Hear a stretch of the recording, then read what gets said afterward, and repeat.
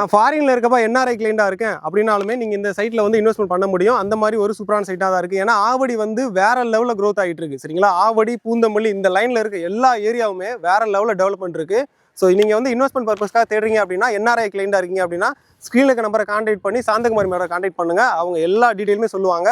நீங்க அதே மாதிரி சைட் விசிட் பண்ண நினைச்சீங்கனாலுமே ஃப்ரீ கேப் ஃபெசிலிட்டி பண்ணிக்கிட்டு இருக்காங்க. இந்த மாதிரி ஒரு சூப்பரான ஃபெசிலிட்டியோட சூப்பரான சைட்டாக கொடுத்துருக்காங்க. இப்போ நம்ம நிற்கிறது பருத்திப்பட்டுங்க. பருத்திப்பட்டு இந்த சைட்ல இருந்து பார்த்தீங்க அப்படின்னா ஆவடி, அதே மாதிரி பட்டாபிராம் அவுட்டர் ரிங் ரோடு இந்த சைடு போயிட முடியும். அங்கிருந்து ஜஸ்ட் ஒரு 40 நிமிஷம் டிராவலில் கிளம்பாக்கம் போயிட முடியும். சரிங்களா? அதே மாதிரி நீங்கள் இந்த சைடு போனீங்க அப்படின்னா ரைட் சைடில் போனீங்க அப்படின்னா பூந்தமல்லியில் புதுசாக வந்து பார்த்தீங்க அப்படின்னா மெட்ரோ ஸ்டேஷனை ஓப்பன் பண்ண போகிறாங்க. ட்ரெயினில் இருக்குது.